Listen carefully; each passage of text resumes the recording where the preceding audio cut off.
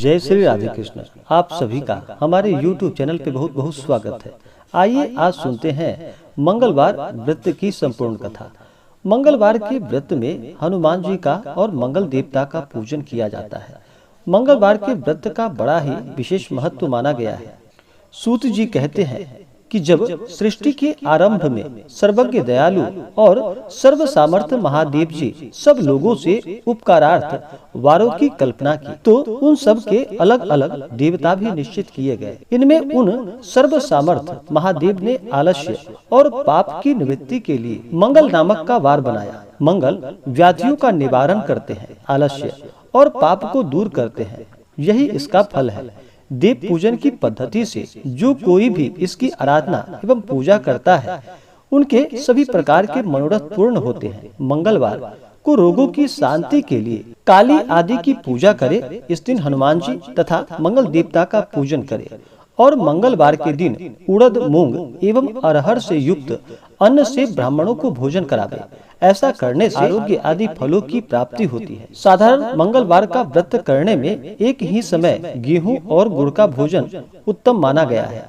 21 सप्ताह तक मंगलवार का व्रत करने से उपासक मंगल के दोषों से निवृत्त हो जाता है और यदि उसे रक्त विकार होता है तो वह दूर होकर उसके शरीर में बल की वृद्धि होती है और उससे सारे विघ्न दूर हो जाते हैं और वह राज सम्मान का भी लाभ उठा सकता है। मंगलवार के दिन चाहिए कि इस दिन लाल वस्त्र धारण करना चाहिए और इस दिन लाल पुष्प का प्रयोग करना चाहिए और इस दिन विशेष प्रकार से हनुमान जी का और मंगल देवता का पूजन करना चाहिए। इससे सभी प्रकार के रोग विकार कष्ट दूर हो जाते हैं। तो आइए सुनते हैं मंगलवार व्रत की कथा। तो बोलिए प्रेम से हनुमान जी महाराज की जय, मंगल देवता की जय। व्यास जी बोले कि एक समय ऋषि मुनियों की तपोभूमि परम पावन नैमिषारण्य तीर्थ में भूमंडल के 88,000 शौनकादि ऋषि एकत्र हुए। उन्होंने श्री सूत जी से पूछा कि हे महामुने, आपने अनेक पुराणों की दिव्य तथा दुर्लभ कथा बतलाई है। अब कृपा करके कली काल की अल्प आयु भोगी मानव जाति के हित साधन के लिए सरल, प्रभावशाली एवं तत्काल फल देने वाले व्रत की कथा सुनाइए, जिससे अकाल मृत्यु, दरिद्रता, रोग, सर्प भय, शोक, अपवित्रता तथा अज्ञान आदि दूर होकर भगवत भक्ति, धार्मिक एकाग्रता तथा पवित्रता प्राप्त होकर मन को शांति मिले। ऋषि मुनियों की उत्सुकता को देखकर श्री सूत जी बोले कि हे मुनियों, आप सबने अत्यंत मनोरम लोक हितकारी प्रश्न पूछा है। इससे पूर्व यही प्रश्न एक बार धर्मराज के अवतार श्री युधिष्ठिर ने भगवान श्री कृष्ण से पांडवों की सभा में किया था। तो युधिष्ठिर ने कहा कि हे प्रभु, आपके सत्संग लाभ के फल स्वरूप मुझे अनेकों व्रत कथाओं तथा धर्म के पावन स्वरूप का ज्ञान प्राप्त हुआ है। अब कृपा करके मनुष्यों की पुत्र प्राप्ति सहित संपूर्ण कामनाओं को सिद्ध करने वाली कोई ऐसी कथा सुनाइए जो कि कली काल में मानव जाति के लिए सरल तथा अल्प श्रम वाली हो। भगवान श्री कृष्ण ने युधिष्ठिर से कहा कि हे राजा, आपकी जिज्ञासा को शांत करने के लिए मैं एक अत्यंत प्राचीन ऐतिहासिक कथा कहता हूँ। इसे पूर्ण एकाग्रता के साथ सुनो। कुंडनपुर नामक एक नगर था। उसमें नंदा नामक निर्धन ब्राह्मण रहता था। उसकी पत्नी का नाम सुनंदा था। उनके दुख का सबसे बड़ा एक कारण यह था कि वह निसंतान था। ब्राह्मण की पत्नी सुनंदा सती साध्वी तथा पतिव्रता थी। वह विनय पूर्वक प्रत्येक मंगलवार के दिन श्री हनुमान जी की कथा का पाठ और पूजन करने के बाद उनको भोग लगाकर स्वयं भोजन किया करती थी।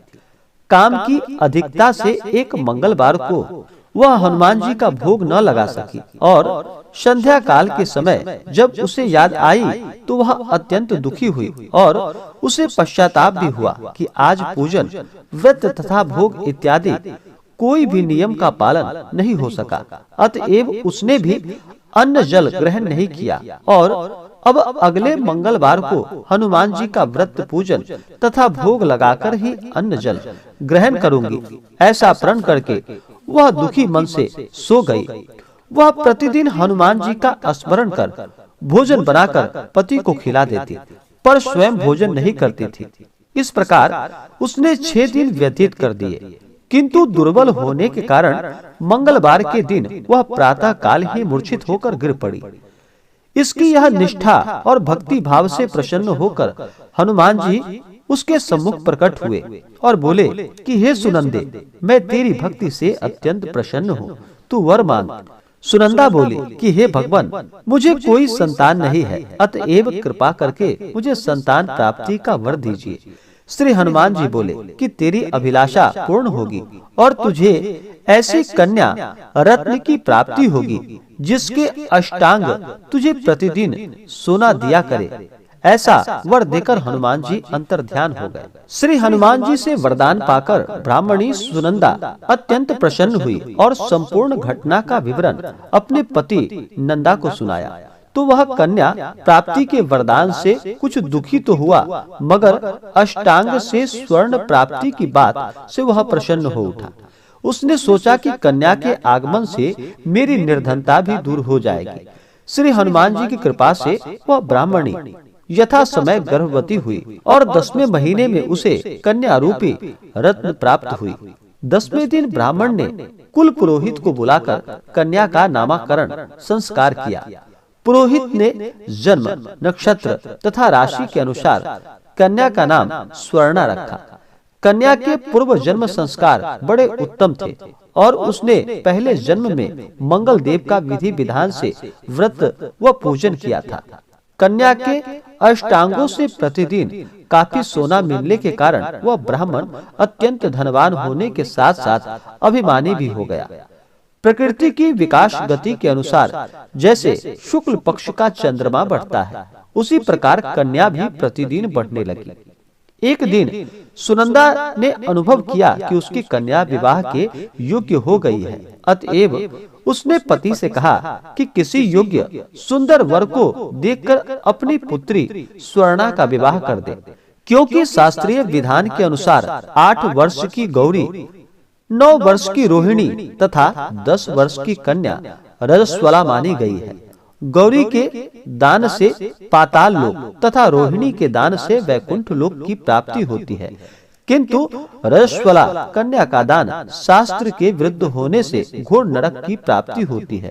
अतएव सब दोनों में श्रेष्ठ कन्या का दान उचित समय पर करके इस लोक तथा परलोक को सुधारिए। पत्नी सुनंदा के शास्त्र सम्मत वचनों को सुनकर द्रव्य के लोभी ब्राह्मण ने कहा, अभी तो स्वर्णा केवल 10 वर्ष की हुई है, तुम व्यर्थ ही चिंता करती हो। मैंने तो 16 वर्ष तक की कन्याओं के विवाह करवाए हैं, अतः चिंता की कोई बात नहीं। पति की बात सुनकर सुनंदा ने कहा कि रजस्वला कन्या का दर्शन पिता और भाई के लिए निषेध है। रजस्वला का दर्शन करके नरक और घोर पातक के अधिकारी बनते हैं। अतएव स्वर्णा की आयु शास्त्रोक्त विवाह के योग्य है। ऐसा जानकर आप इसका अति शीघ्र विवाह कर दे। पत्नी के तर्क और आग्रह के आगे नंदा निरुत्तर हो गया। उसने कहा कि मैं कल ही उपयुक्त वर ढूंढना प्रारंभ कर देता हूँ। मैं स्वयं भी वर ढूंढने के लिए निकलूंगा तथा दूत को भी इस कार्य में लगाऊंगा। दूसरे दिन ही ब्राह्मण ने अपने दूत को बुलाकर आज्ञा दी कि मेरी कन्या के अनुरूप ही सुंदर वर ढूंढो। अपने स्वामी की आज्ञा प्राप्त कर दूत ने वर ढूंढना प्रारंभ कर दिया।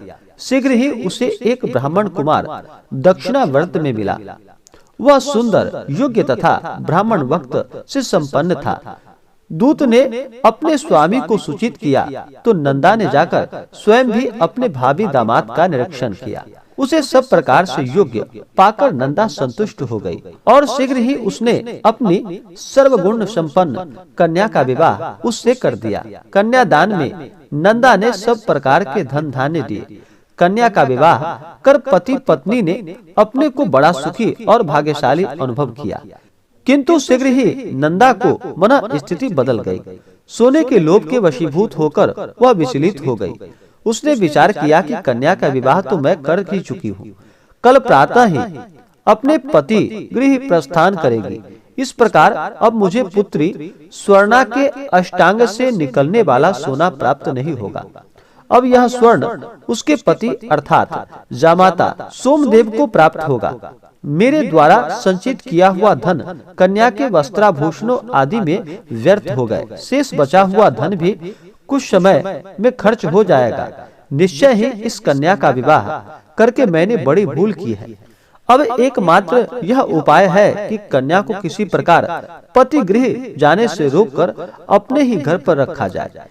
इस पर विचार करते करते नंदा रात भर जागता रहा और अंत में उसने धर्म के विरुद्ध एक भयानक निर्णय किया। जब कन्या को लेकर सोमदेव अपने घर के लिए प्रस्थान करेगा तो मार्ग में छिपकर उसका वध कर दूंगा और कन्या स्वर्णा को समझा बुझाकर अपने घर ले आऊंगा। विधवा निराश्रय पुत्री को घर पर रखने के कारण समाज में भी मेरी निंदा नहीं करेगा और स्वर्णा से मुझे पहले की तरह नियमित सोना प्राप्त होने लगेगा।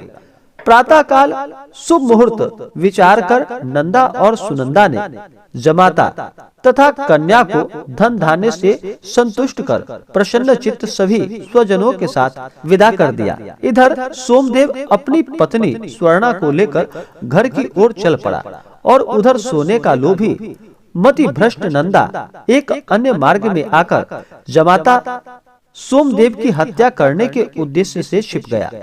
उचित अवसर पाकर गुप्त रूप से पीछा करते हुए नंदा ने अपने जामाता सोमदेव का वध कर दिया और लुप्त हो गया। फिर कुछ समय पति के शव के पास विलाप करती हुई पुत्री स्वर्णा के सामने प्रकट होकर बनावटी शोक व्यक्त करते हुए नंदा कहने लगा कि हे पुत्री, लुटेरों ने तेरे पति का वध कर दिया।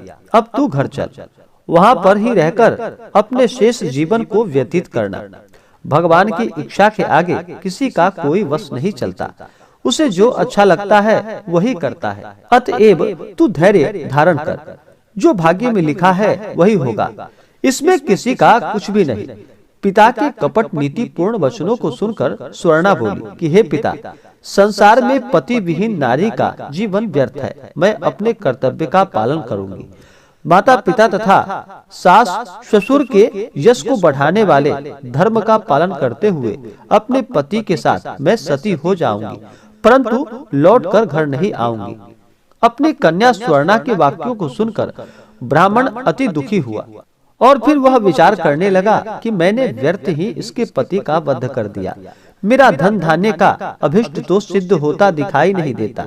इसके विपरीत ब्रह्म हत्या के कारण साथ साथ पुत्री के शरीर त्याग का पाप भी मेरे सिर पड़ने वाला है। इस प्रकार विचार कर पश्चाताप और ग्लानि के वशीभूत होकर नंदा दुखी होकर रोने लगा। विवश होकर सोमेश्वर की चिता बनाई गई। फिर स्वर्णा 16 श्रृंगार कर पति का सिर गोद में रखकर चिता पर बैठ गई। जैसे ही सोमदेव को शव को मुखाग्नि दी गई, वैसे ही प्रसन्न होकर मंगलदेव प्रकट हो गए और बोले कि हे स्वर्णा, तेरी पति भक्ति से अत्यंत प्रसन्न हूँ, अतएव तू मनोवांछित वर मांग। मंगलदेव को प्रकट देखकर स्वर्णा ने भक्ति भाव से उन्हें प्रणाम किया।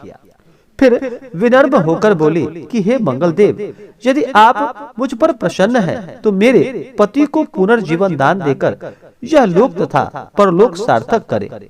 श्री मंगलदेव ने अतएव मस्तु कहा और बोला, स्वर्णा, तेरा पति पुनः जीवित होकर अजर अमर तथा महान विद्वान हो जाएगा। इसके अतिरिक्त तू और भी कुछ मांगना चाहो तो मांग लो। स्वर्णा बोली कि हे अमंगल हरने वाले मंगलकारी ग्रहों के स्वामी मंगलदेव, यदि आप मुझ पर प्रसन्न हैं, तो यह वरदान देने की भी कृपा करें कि जो प्राणी मंगलवार के दिन विधि विधान से भक्ति पूर्वक आपका पूजन करे और धूप दीप नैवेद्य लाल पुष्प तथा लाल चंदन समर्पित करे, वह सभी प्रकार के सांसारिक दुखों से मुक्त होकर सुखी जीवन व्यतीत करे।